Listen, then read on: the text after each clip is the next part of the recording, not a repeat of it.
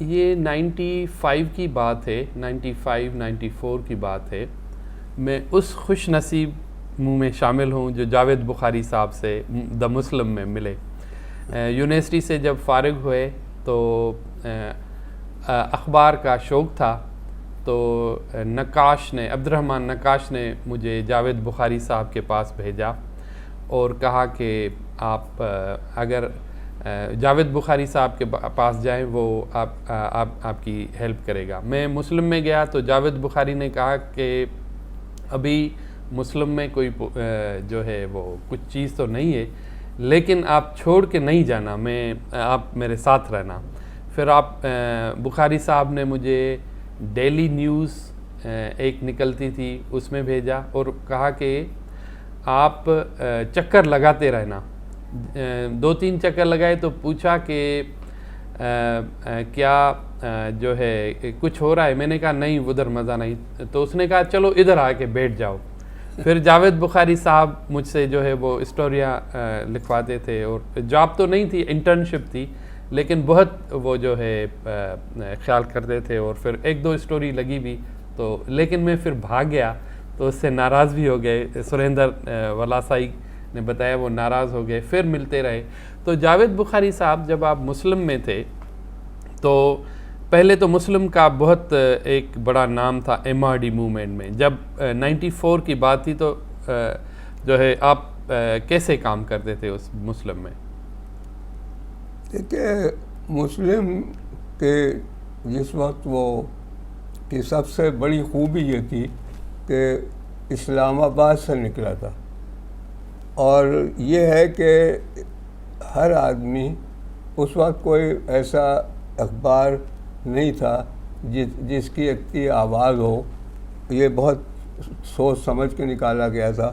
اس کے پیچھے فائنینشیئر بھی بہت اسٹرانگ تھے، اور یہ ہوا تھا کہ بیسک پرپز اس کا یہ تھا کہ یہ ایک وائس بزنس کمیونٹی کی یہ لائے. ٹھیک ہے، مگر ہمارے جو پویا صاحب تھے، آغا مرتضیٰ پویا، وہ پولیٹیکل اورینٹیشن زیادہ تھا ان کا، اور اکنامک اورینٹیشن ذرا کم تھا. تو بہرحال یہ کہ وہ چلتا رہا وہ کر کے، مگر کچھ ایسے حالات تھے اور اس طرح چلایا گیا کہ وہ بہت ہی پاورفل اخبار ہونے کے باوجود دھیرے دھیرے اس کا زوال آنے لگا.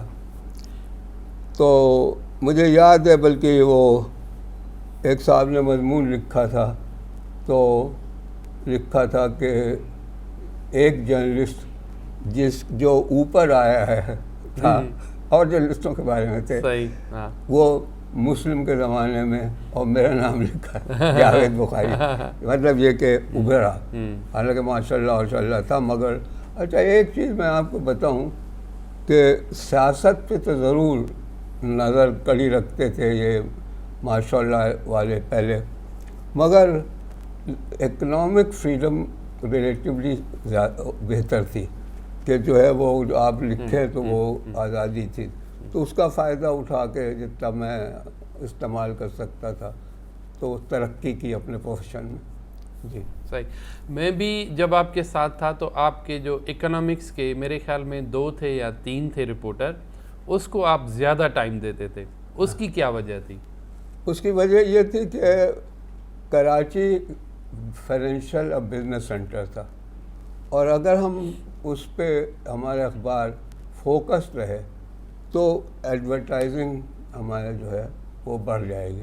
صحیح. تو اس معاملے میں کافی ہماری ڈفرینسز ہوتے تھے. پویا صاحب، ان کے صاحبزادے جو تھے بعد میں وہ پریزیڈنٹ ہو گئے تھے، ان سے کہ ہم ان کی زیادہ بات سنتے نہیں تھے. ہاں، مگر وہ بڑے اس لحاظ سے ڈیموکریٹ ٹالرنس تھا ان کا، اور وہ کہتے، اور میں ان کو سمجھاتا تھا کہ سیاست و اسد کی چیز یہاں سے نہیں، بلکہ جو ایک اکنامکس تو بزنس ہاؤسز کی یہ وہ، اور ابھرتی ہوئی اکانومی تھی، تو وہ اس میں جو ہے ترقی کیسے ہو اس پہ فوکس کریں، ان کے مسائل کیا ہیں تو وہ کریں. اور اتنا افیکٹو تھا کہ ایک گورنمنٹ کا ادارہ تھا پاکستان آٹوموبائل کارپوریشن، اس کے چیئرمین تھے میجر جنرل جلال الدین صاحب. تو انہوں نے ایک دفعہ مجھے کچھ مسئلے پہ لکھ کر وہ کیا، تو میں نے بھیج دیا. اس میں ایک غلطی ہو گئی، مجھ سے نہیں ہوئی بلکہ ایڈیٹنگ میں اسلام آباد میں. تو میں معافی مانگنے کے لیے جلال صاحب سے کہ یہ غلطی ہو گئی. کہ بھائی جو بھی ہوا غلطی صبح جنرل ضیاء الحق صاحب سے ٹیلی فون آ گیا اور انہوں نے یہ کہا کہ بھائی یہ کیا پرابلم ہے، تم آؤ. تو میرا تو کام ہو گیا. صحیح. تو بڑا پاورفل وائس تھی مسلم کی ایک وقت جو ہے. آپ سینئر صحافی رہے اور جو پولیٹکس کو جو صحافی دیکھتے ہیں وہ بڑا جو ہے وہ سمجھیں کہ اس کے تعلقات بڑھ جاتے ہیں اور یہ کرتے ہیں، اور آپ نے اکنامکس ڈھونڈا اور وہ میں بہت اس میں جو ہے آپ نے ڈیفینیٹلی آپ کا بھی بہت نام ہے اکنامکس میں، لیکن آپ اس میں کیوں نہیں گئے اور اکنامکس میں کیوں آئے؟ یہ ہمارے چچا مرحوم طیب بخاری صاحب، وہ بھی جرنلسٹ تھے، انہوں نے مجھے جرنل میں انٹروڈیوس کیا تھا. انہوں نے مجھے ایک دفعہ کہا کہ سیاست میں کوئی کریٹیوٹی نہیں ہے. صحیح صحیح. ٹھیک ہے، یہ آپ اپنا دماغ بھی وقت ضائع کریں گے کہ چھوڑیں، آپ جو ہے وہ اکنامکس کی طرف جائیں، اس میں جو ہے ڈیولپ ہو رہی چیزیں اس میں جائیں. تو میں گیا، اپنے ایڈیٹر اور مالک تھے پی پی آئی نیوز ایجنسی کے، اس میں وہاں تھا. تو میں نے معظم علی صاحب سے کہا کہ معظم علی صاحب مجھے اکنامکس رپورٹنگ پہ لگا دیں. تو انہوں نے کہا بھائی تمہیں کیا اکنامکس آتی ہے، تم نے تو صرف او لیول کیا ہوا ہے. تو کیا، تو میں نے ہنس کے کہا کہ سر آپ نے مجھے کرائم رپورٹر بنایا ہوا ہے، میں نے کوئی کرائم کیا سیکھ لوں گا میں. اچھا، ان کے پاس کوئی اکنامک جرنلسٹ تھا نہیں اور میں شوق تھا اس میں، تو پھر انہوں نے لگا دیا. تو اس وقت یہ تھا، اتنی ویٹ تھی، کم ویٹ تھا انڈسٹریل ہاؤسز کے اور ان سب کے ٹریڈ باڈیز کا، کہ فیڈریشن آف پاکستان چیمبرس کا ڈان میں پی پی آئی سے خبر جاتی، 2 پہلے چھپ جاتی تھی تو ان کا ٹیلی فون شکریہ کہا تھا. تو اس وقت کیا. تو میری economics academic back ground zero ہے، مگر میں نے بزنس والوں کے ساتھ اور پلاننگ کمیشن میں ڈاکٹر محبوب الحق جب ہوا کرتے تھے تو ان سے بہت سیکھا، اور اس سے پھر جو اپنے ریئلٹیز تھیں وہ ذہن میں ابھرنا شروع کی کہ کیسے کیا ہوتا ہے. صحیح. آپ نے موسٹلی اکنامکس ہی جو ہے وہ کور کیا ہے. تو یہ جو ہمارے مختلف پرائم منسٹرز گزرے ہیں، مختلف پرائم منسٹر آئے ہیں، تو آپ سمجھتے ہیں کہ اس میں سے سب سے ویژنری آپ کو کون لگا جس نے اکنامکس کو بہتر کیا، جو آپ کے دور کے وہاں تب سے اب تک جس نے؟ دیکھیں، میں جو تھا وہ سب سے زیادہ آج تک ایڈمائر کرتا ہوں تو ذوالفقار علی بھٹو صاحب. میں سمجھتا تھا کہ وہ جس طرف لے جا رہے ہیں وہ ترقی کا راستہ ہے. اس میں مسئلہ صرف ایک جو تھا وہ نیشنلائزیشن کا تھا.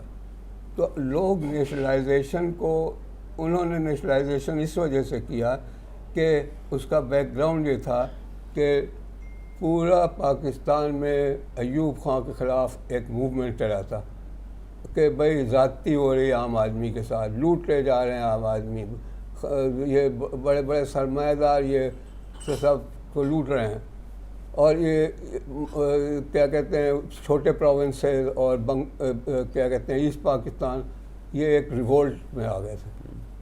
تو اس بیک گراؤنڈ میں پولیٹیکل کانسولیڈیشن کے لیے نیشنلائزیشن ضروری تھا.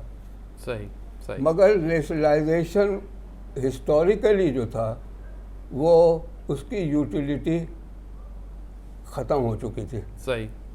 تو اب اس کانفلکٹ میں بھٹو صاحب کو وہ کرتے ہیں، مگر بھٹو صاحب نے ایک نیا پاکستان، مضبوط پاکستان بنایا. اور یہ ضرور ہے کہ جو آپ نے دیکھا ہوگا کہ جو انڈسٹریز نیشنلائز ہوئیں وہ بعد میں ایکچولی وہ بیوروکریٹائزیشن ہوا. صحیح. بیوروکریٹائزیشن جو ہے وہ اکانومی کو ہرٹ کیا، مگر وہ سیاسی ضرورت تھی، سیاسی بحران کا ایک رسپانس تھا. اور دوسرے یہ کہ بھٹو صاحب کے خلاف جو جی چاہے بات کر لیا، جو جہاں کر لیں، مگر پوری دنیا میں مانا گیا ہے کہ he was a great nationalist, صحیح، قوم پرست۔ تو میرا اپنا ذاتی خیال ہے کہ قومیت، جمہوریت اور عام آدمی کی فلاحی، یہ تین اصول ایسے ہیں جس کو نہیں چھوڑنا چاہیے۔ صحیح صحیح۔ اور آپ سمجھتے ہیں کہ سب سے کمزور اکنامیکل کمزور جو ہے وہ کون سا پرائم منسٹر رہا ہے یا کون سا دور رہا ہے جس میں اکنامی بہت ہی پیچھے چلی گئی ہے؟ دیکھیے، یہ کسی ایک پرائم منسٹر کو ذاتیات پہ کہ ان کو دیکھیں، وہ میں نہیں دیکھتا۔ میں چیزوں کو کیا کہتے ہیں پرسن، انسٹیٹیوشن کے ذریعے نہیں دیکھتا، میں ایشوز کے ذریعے دیکھتا ہوں۔ تو ایشوز جو ہیں اس میں سب سے اہم چیز یہ ہے کہ ایک پروسیس جو ایوب خان کے زمانے سے شروع ہوا تھا اور آج تک چلا جا رہا ہے، وہ پروسیس رسپانسبل ہے ساری ہماری۔ اور دیکھیے وہ پروسیس کیا ہے۔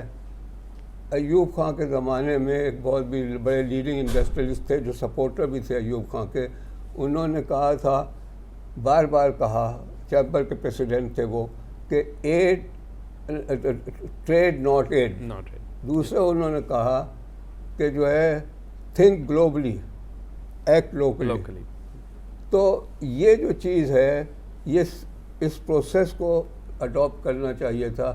اور ہم جب کیا کہتے ہیں پرسنس کو کرٹیسائز کرتے ہیں، انسٹیٹیوشنس کو کرٹیسائز کرتے ہیں، تو ہم جو ہے اصلی جو فیلئر کے کازز ہیں، سسٹم کے کازز، اس کو بیک گراؤنڈ میں ڈالتے ہیں۔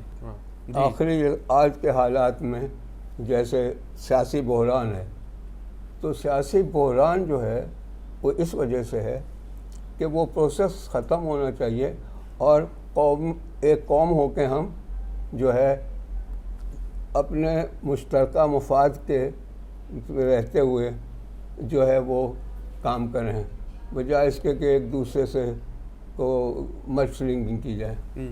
آپ نے ہی مجھے تب بتایا تھا، ابھی تک مجھے یاد ہے، جب میٹرو ویل اور ایگرو ویل، جو میرے خیال میں یہ بھی بھٹو کی ہی کریشن تھی۔ جی ہاں، وہ یہ تھا کہ یہ بنگالی جو بڑے امپورٹنٹ منسٹر تھے بھٹو کے زمانے میں، پھر بعد میں ان سے کچھ علیحدگی ہو گئی۔ صحیح، یہ ان کا آئیڈیا تھا، وہ فرانس میں ایمبیسڈر وغیرہ تھے۔ تو میٹرو ویل اس وہ تھا کہ بھائی شہر کے قریب، مختلف شہروں کے قریب ایک وہ بنائیے آپ میٹرو ویل، جس میں وہ ایسا ہو کہ کسان کو کھاد خریدنی ہے تو وہاں سے خرید لے، ٹریکٹر بنوانا ہے تو وہاں سے بنوا لے، کوئی ضرورت اس کی جو ہے مارکیٹ کی سب پوری ہو، صحیح، بجائے اس کے کہ لمبے لمبے راستے جائیں اس کے بعد وہ کریں۔ تو اس کا اچھا کانسیپٹ تھا، مگر وہ کوئی عمل میں نہیں آیا۔ ویسے پاکستان میں کلیکٹیو وزڈم جو ہے وہ بڑی ہے، واسٹ اور بڑی پاورفل ہے، مگر اس کا عمل جو ہے وہ نہیں ہے۔ صحیح صحیح۔ لیڈر ٹی وی میں آج ہم موجود ہیں جاوید بخاری صاحب کے ساتھ۔ جاوید بخاری صاحب ایک نامور صحافی رہے، جو ڈان میں اکنامکس اینڈ بزنس ریویو کے ایڈیٹر رہے، مسلم کے بیورو چیف سندھ رہے، پی پی آئی کے ایم ڈی رہے، اور مختلف سے اخباروں میں کام کر رہے ہیں۔ جو صحافت والا حصہ تھا اور جس سے میرا تعلق تھا جب میں جاوید بخاری صاحب سے ملا تھا، تو وہ میں نے کیا ہے، اور باقی جو ہے وہ ڈاکٹر ایوب اس کو جو ہے نا کور کریں گے۔ جاوید بخاری صاحب کی ایک لمبی تاریخ ہے، خاص طور پر اکنامکس اینڈ بزنس پہ جو لکھتے ہیں، ابھی بھی لکھتے ہیں، ابھی ریٹائر تو ہو گئے ہیں لیکن ابھی بھی لکھتے ہیں ڈان میں۔